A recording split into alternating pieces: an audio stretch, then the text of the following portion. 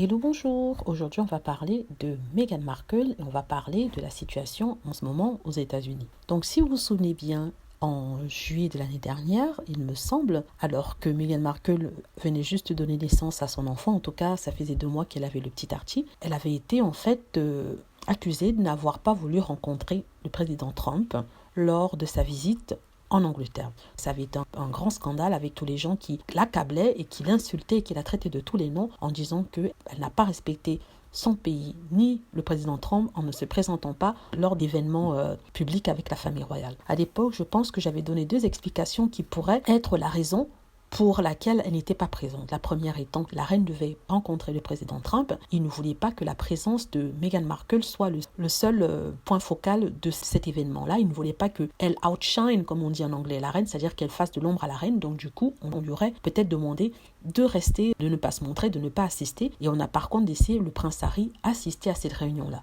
Et la deuxième explication était le fait qu'en fait, elle venait juste de donner naissance à un enfant et qu'elle était fatiguée et qu'elle choisissait les événements auxquels se rendent et peut-être celui avec le président Trump n'était pas si important que ça dans la mesure où elle n'est pas l'héritière du royaume d'Angleterre et que les principaux héritiers étaient ceux qui devaient rencontrer le président Trump. Ça fait 1 an déjà, il me semble, 1 an et demi que cet événement-là s'est passé, qu'il y a eu ce petit scandale parce qu'elle n'a pas assisté. Et aujourd'hui, qu'est-ce qu'on voit? On voit cette situation-là aux États-Unis. Et en regardant ça, si vous n'êtes pas au courant, il y a bien sûr des manifestations et des petits problèmes. Et quand je vois ça, je me dis, si vraiment elle ne voulait pas le rencontrer, elle avait des raisons pour cela. Donc, vous voyez la situation, vous voyez ce qui se passe en ce moment. Donc, en fait, elle était en avance sur les autres si vraiment elle avait décidé de ne pas le rencontrer. Donc, elle était vraiment en avance sur les autres. Elle savait pourquoi et que l'histoire lui a donné raison. Aussi simple que ça. L'histoire a montré qu'elle avait raison de ne pas accorder d'importance à la visite de ce monsieur-là, si bien sûr c'était son choix